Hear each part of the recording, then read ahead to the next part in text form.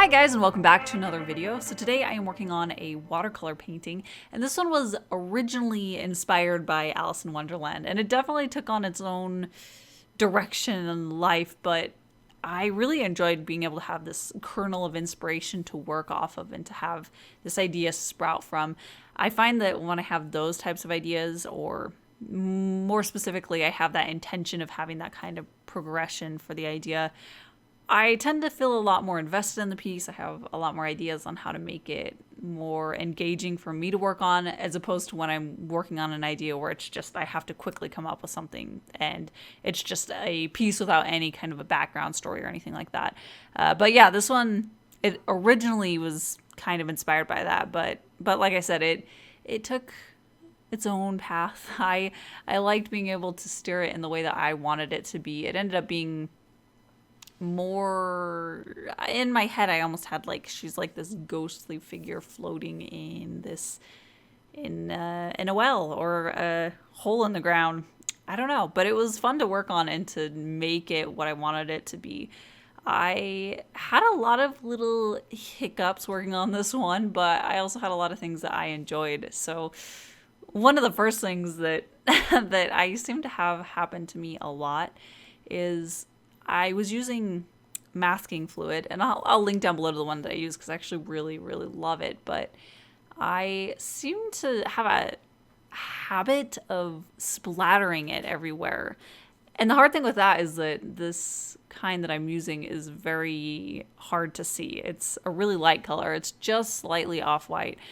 And for some reason this happens a lot where I accidentally do that and I think that I've let it dry and then I peeled up the spots that it shouldn't be there, but I always end up missing a few. And I found that on completely finished paintings where I realize that there's a little dot of that biscuit still there, or the masking fluid, and so I have to peel it up and then carefully color match underneath it. So that happened on a few little spots here, but luckily I was able to catch it before I really got into too many layers of painting, so I could correct it pretty quickly. And as I was working on this piece in particular, but especially in the background, I've been really realizing that I haven't quite nailed how many layers of watercolor I can really get out of this paper.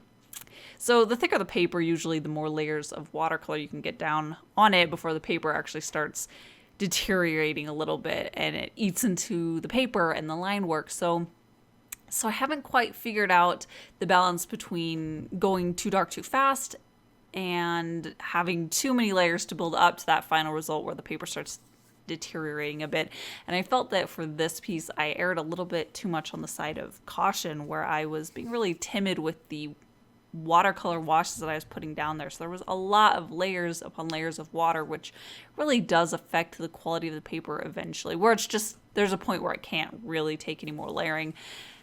So I really just have to find the right balance. I know that when I try to go with too much saturation, too much paint, too dark, too fast, it is something that I can't control and it doesn't have the outcome that I want. I can't make sure that I guide it where it needs to be. So I seem to err on one side or the other. So I'm trying to find what amount of paint this paper actually can take. And it actually really helps with warping of the paper, which I definitely still get. And the more layers I put down, the more it starts to warp. But having that heat gun tool, I found you can watch as the paper flattens down, and it's actually really cool to watch.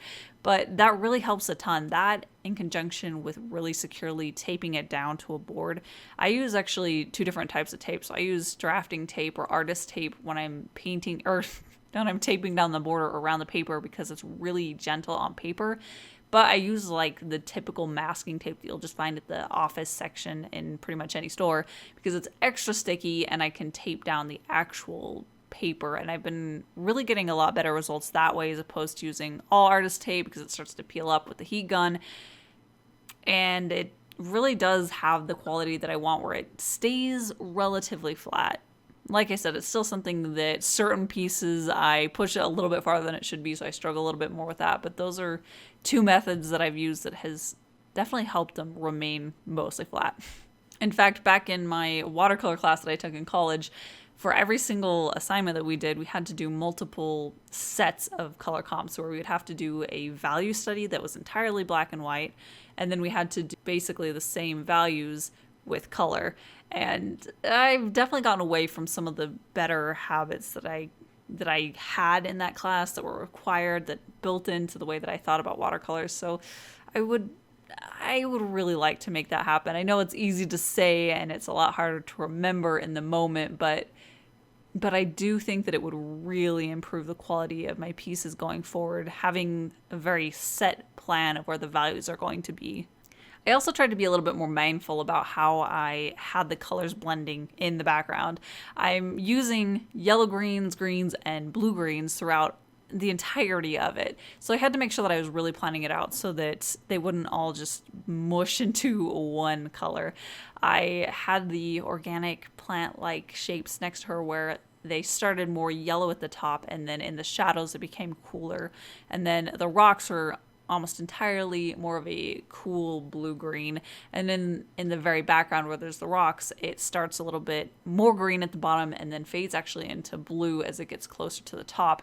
And that way there's this counterbalance to it where the top of the plants are more yellow-green, the rocks become bluer. And also they have the value contrast, so it helps doubly where they really stand out against each other a little bit more. And if you'd like to see the breakdown of the different sketch levels that I had when I was working on this piece, I actually have that all displayed over at my Patreon. So if you'd like to see that, you can pledge $5 and get access to all of these digital art and exclusive content over there. But this one, as I was working on it, I got the line work in a place that I was really liking, particularly with the character.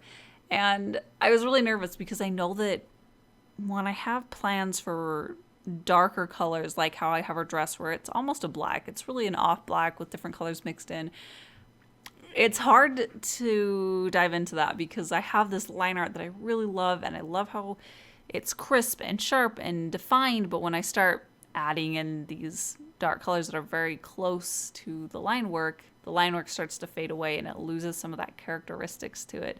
So I haven't quite figured out how to master that where I can maximize the amount of clarity that I want out of these pieces, but it was something that I felt like I was battling a little bit with this painting, where I was trying to make sure that I was not covering up the line work too much, and that when I was going in with the shadows, I was really being very close to the line work so that I could emphasize it rather than covering it up.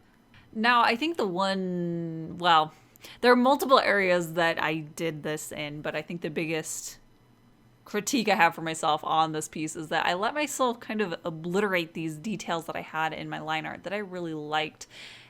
And sometimes I do things spur of the moment where I think that it's going to fix a problem and it doesn't. So the specific thing I'm thinking about are her boots. I had a lot more detail there. And in the main shape of the shoe, I accidentally let it get way too similar to her dress. So it was just blending in.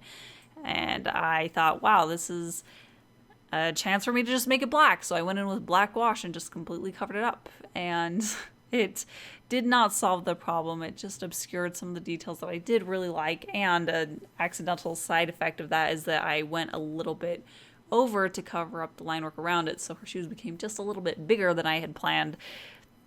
And those mistakes are always ones where it's like, I know if I had just taken a step back and thought about it a little bit more thoroughly, I could have come up with a better solution, and I wouldn't have gone in with this permanent solution, because the gouache that I use actually doesn't lift up. I'm using acrylic gouache, or if you're using artist gouache, it is still water soluble. So once it was there, it was pretty much there. And that was one of the things that I was like, I could have handled that one a little bit better.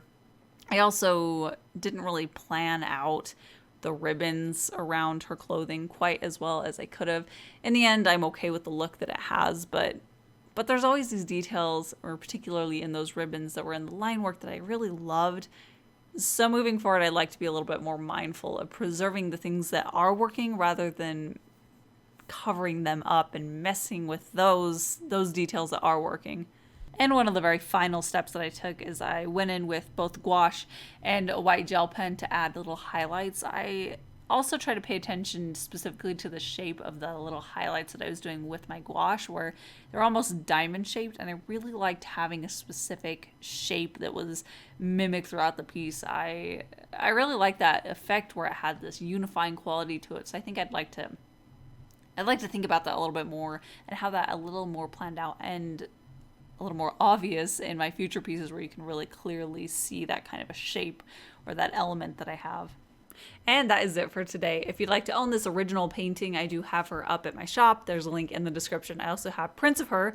And again, if you'd like to see some more of the behind the scenes stuff like the sketches and the color comps, I have those posted at my Patreon where you can help support this channel and the artwork that I do. That's linked down below as well. And I have the tools that I use to create this painting all listed below as well. So that is pretty much it for today. So thank you guys so much for watching. I'll be back next Wednesday with another video and I'll see you then.